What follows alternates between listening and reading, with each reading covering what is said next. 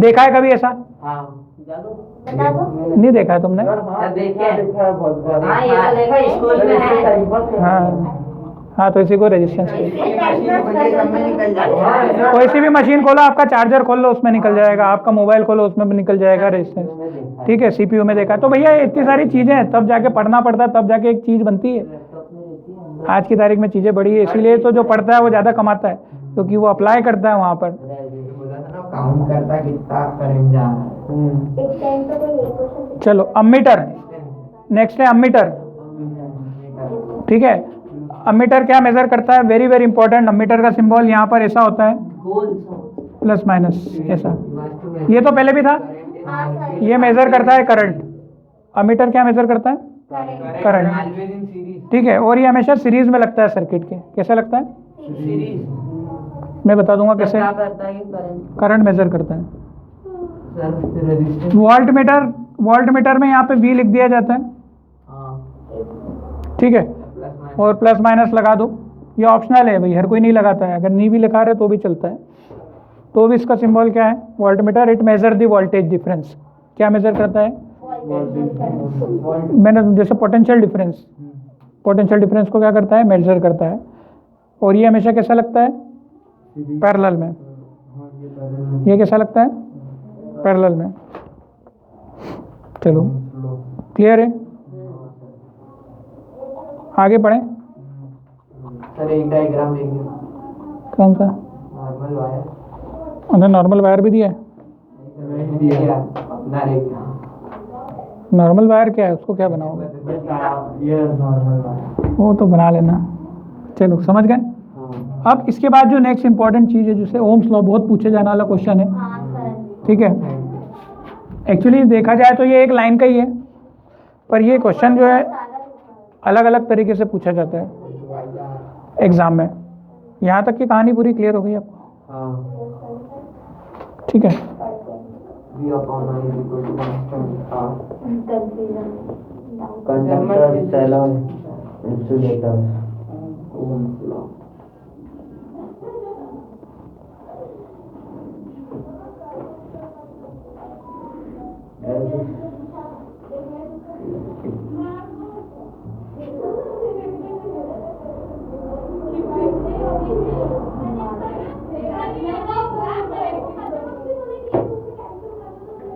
चलो पहले Ohm's law का स्टेटमेंट लिखो। What is the Ohm's law? Ohm's law,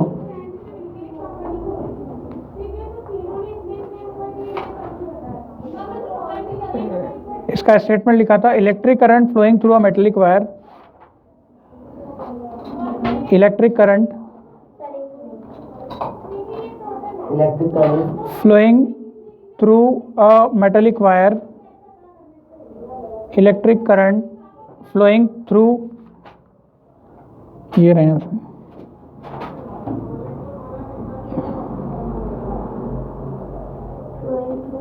a wire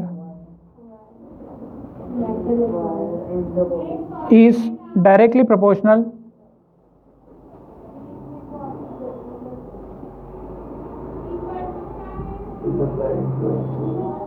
मिल गया?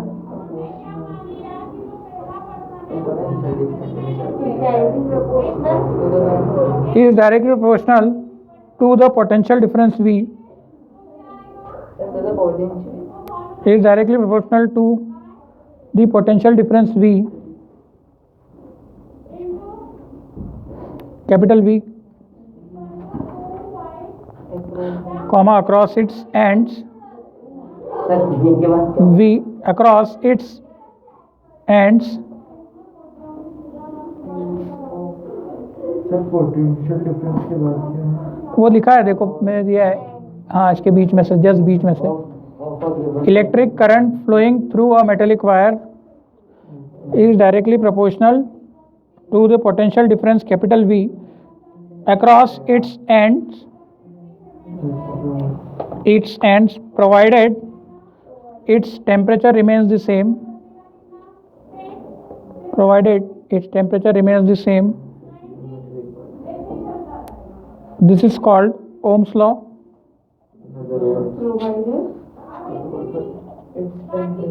पोटेंशियल वो बीच में लिखा है आपके बुक में पैराग्राफ।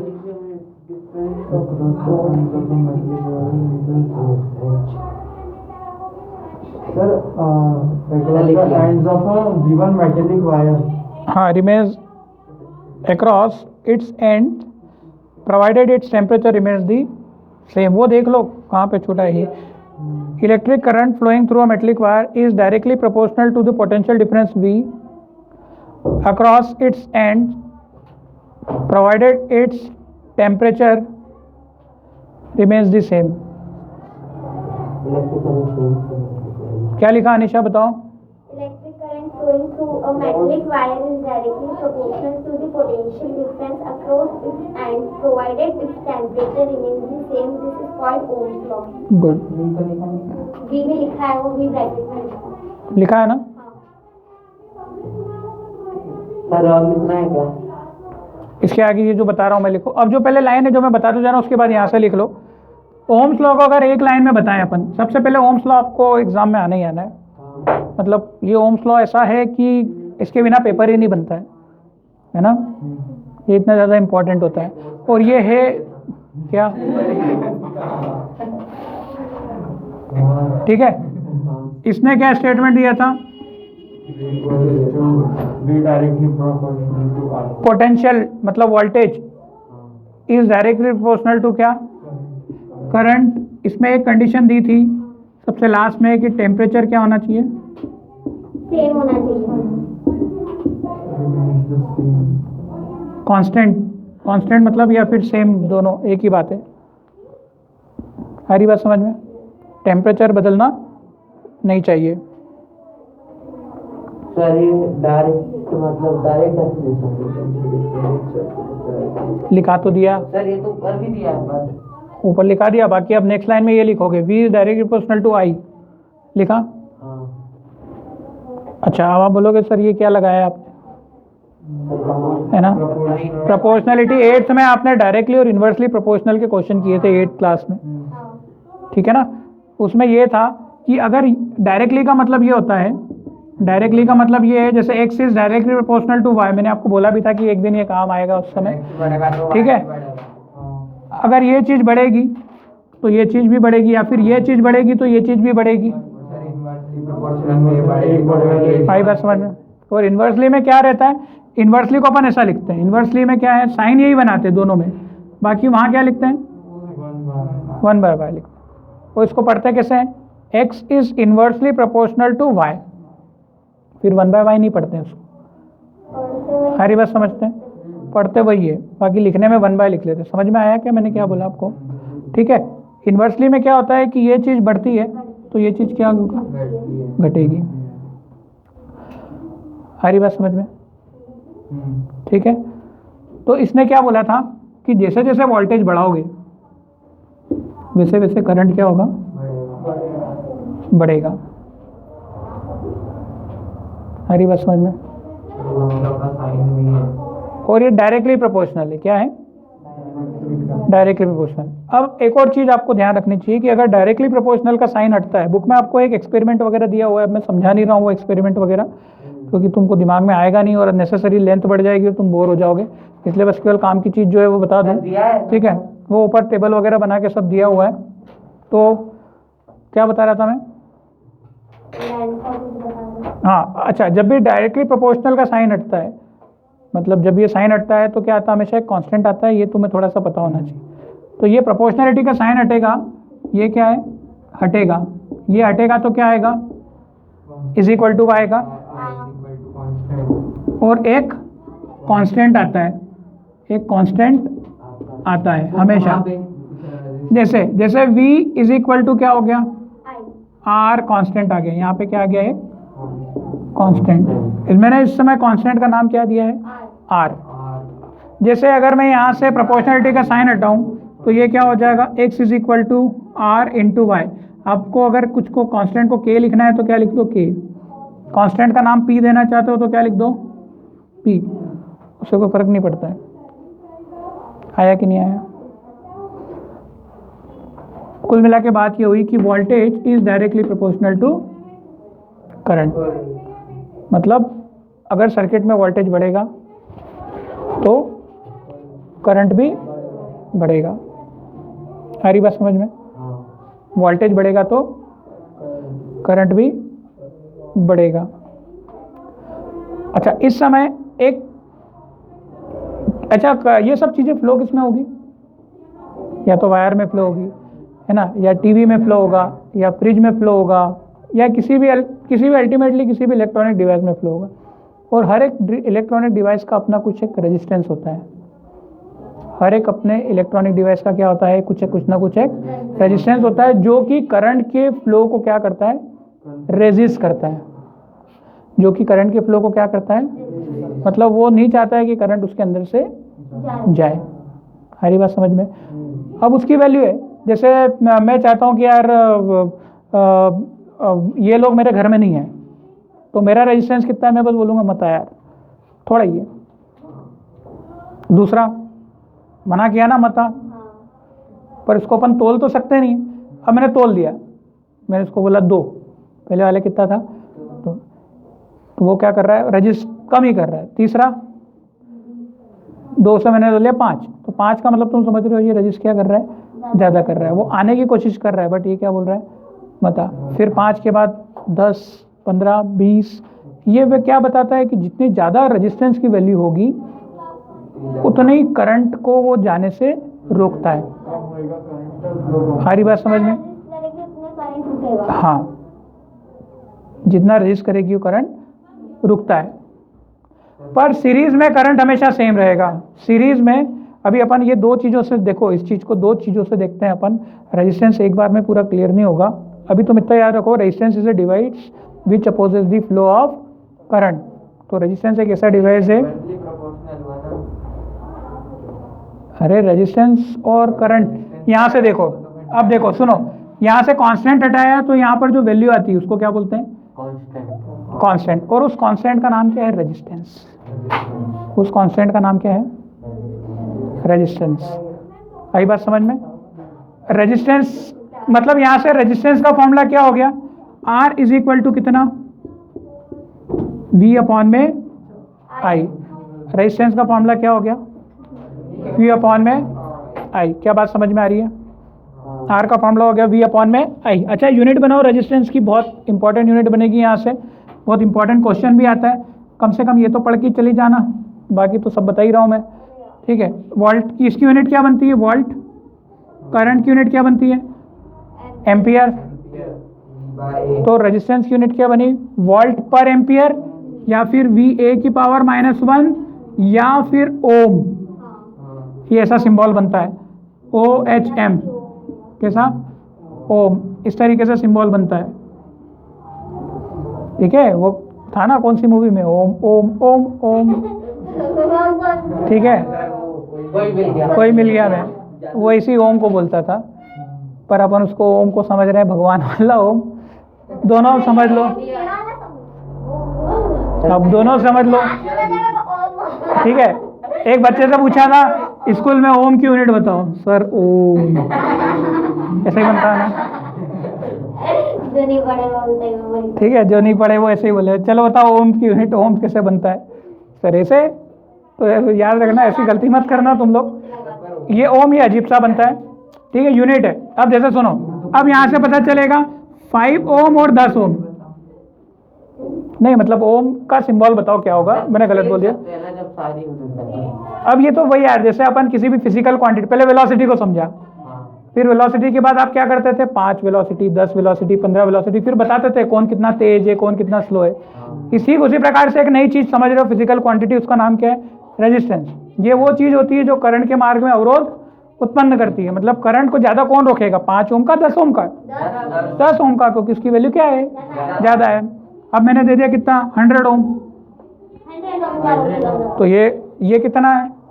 ये 100 ओम है, मतलब करंट को और ज्यादा रुकावट पैदा करेगा। एक और वैल्यू दे दी मैंने कुछ 1000 ओम, ये तो और ज्यादा है, तो करंट के मार्ग में और रुकावट पैदा करेगा। क्या बात समझ में आ रही है? ठीक है, बुक में दिया है, साइंस सब कुछ दिया है, वो आगे दिया होगा कहीं ना कहीं, ठीक है। हाँ बिल्कुल, वन ऑन रेजिस्टेंस। हाँ, डिवाइस रेजिस्टेंस इज अ, लिखो it is the property of a conductor, sir एक मिनट, रेजिस्टेंस की definition, it is the property of a conductor to resist the flow, property of conductor सबसे last line page number 204 की, no charges, it is the property of a conductor to resist the flow of charges through it.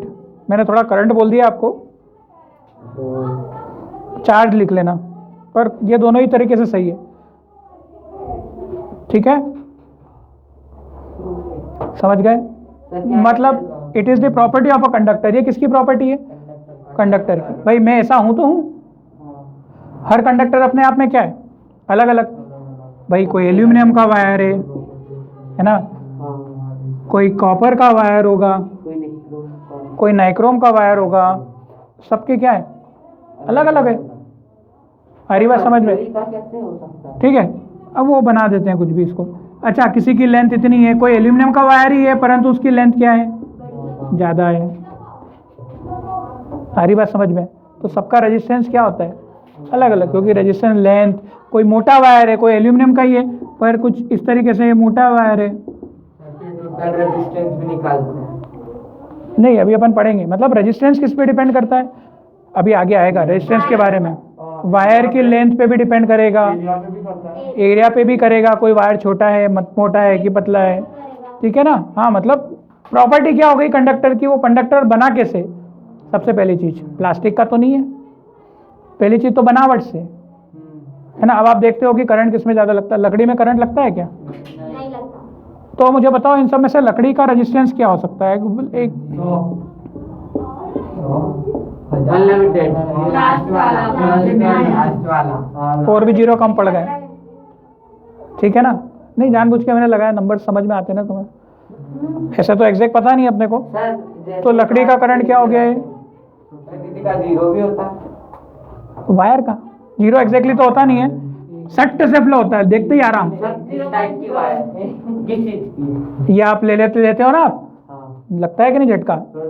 मतलब वो कभी मना ही नहीं करता, आने दे आने दे आने दे, सब चलेगा।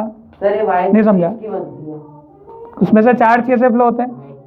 वायर मेटल की बनती है यार, एल्यूमिनियम हो गया, कॉपर हो गया, ब्रॉन्ज हो गया। पर अपने घर में दो वायर चलती है, कॉपर और एक एल्यूमिनियम। लोहे के वायर नहीं बनाते क्योंकि लोहा तो सड़ जाएगा टाइम के साथ। कॉपर एल्यूमिनियम की थोड़ी सी लाइफ क्या होती है? ज़्यादा होती है। एल्यूमिनियम सस्ता पड़ता है इसलिए उसको बनाते हैं, बाकी उसकी प्रॉपर्टी इतनी अच्छी नहीं होती है, ठीक है। कॉपर महंगा पड़ता है, ठीक है। कॉपर वायरिंग भी चलती है और एल्यूमिनियम वायरिंग भी। एल्यूमिनियम सस्ता पड़ता है तो लोग एल्यूमिनियम की खरीद लेते हैं। तो ये एक वायर जो दिया है, इसका वायर है। अगर मैं वायर बोलूँ तो अब इनमें से कौन सा रेजिस्टेंस होगा वायर का, बताओ? 5 ओम सही बैठ रहा है इसके लिए, उसमें तो जितना कम से कम हो उतना सही है। मेटल वायर है, मतलब वायर कौन सा? मेटल वायर, प्लास्टिक वायर नहीं, मेटल वायर मैंने दे रखा है। तो कितना, ठीक है, तो समझ में आ रहा है। ये रेजिस्टेंस एक प्रॉपर्टी हो गई मटेरियल की, और उसका रेजिस्टेंस फिक्स होता है। किसी भी मटेरियल का रेजिस्टेंस, जैसे आपका स्वभाव क्या है? फिक्स है। फिक्स मतलब कि मुझे गुस्सा आता है तो आता है, अब मैं क्या करूँ, ठीक है। हाँ, आपको ट्रेनिंग लेनी पड़ेगी भाई सुधारने वगैरह के लिए, तो ये ट्रेनिंग इनके पास नहीं। इनका रेजिस्टेंस है, मतलब है, ऐसा नहीं है कि कल का रेजिस्टेंस ऐसा हो गया, परसों मेरा रेजिस्टेंस ऐसा हो गया। थोड़ा बहुत वेरिएशन आता है, थोड़ा बहुत टेम्परेचर वगैरह के हिसाब से चलता है, पर अपन वो वहाँ तक मत जाओ। मतलब आप समझ लो कि कैसा भी समय हो, कुछ भी हो, अगर इतना टुकड़ा है, इतना टुकड़ा यहाँ पर करो, वहाँ पर करो, यहाँ पर करो, वो कैसा, उसका रेजिस्टेंस हमेशा सेम है। टुकड़ा बदल दिया, रेजिस्टेंस क्या हो जाएगा? चेंज हो जाएगा। बहुत ज़्यादा फर्क नहीं पड़ेगा, 0.0001 लेंथ वगैरह इनसे, उनसे ज़्यादा फर्क नहीं पड़ता। जितना मोटाई वगैरह से फर्क पड़ेगा, अभी अपन इसको आगे और भी देखेंगे, ठीक है। तो यहाँ चीज़ समझ में आई? क्या समझ में आया रे भाई कि नहीं आया? सर थिन वायर में रेजिस्टेंस कम होगा कि ज़्यादा होगा? R इज इक्वल टू होता है रो इंटू एल बाई, उसका एरिया भी देखना पड़ेगा बेटा, आप उसका डायरेक्ट नहीं बोल सकते। Area of cross section thin wire का मतलब देखो, हाँ, उसकी लेंथ देखनी पड़ेगी। यहाँ पे एरिया क्या होगा? कम होगा, तो उसका रेजिस्टेंस क्या होगा? थिन वायर मतलब पतला, पतला वायर मतलब एरिया क्या होगा? कम। अभी ये फार्मूला तुमको बताया नहीं, उसको पता होगा इसलिए मैंने बता दिया। हाँ, तो मैं क्या बता रहा था, अभी एक देखो, ये V दिया है, ठीक है, ये I दिया है और ये R दिया है। हाँ, 10 वोल्ट 2 एम्पियर, 50 वोल्ट 0.003 एम्पियर। 0 अभी कर लो, नहीं अभी करना है। 0 वोल्ट 10 एम्पियर, ये देख लो बस, ये अभी निकाल लो रेजिस्टेंस। उठ जाओ फिर।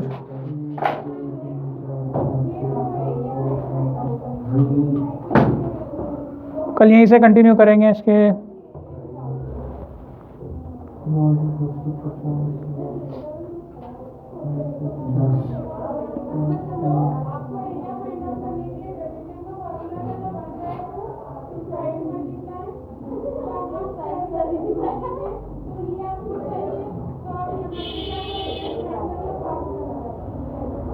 सर आ गए 5 ओम।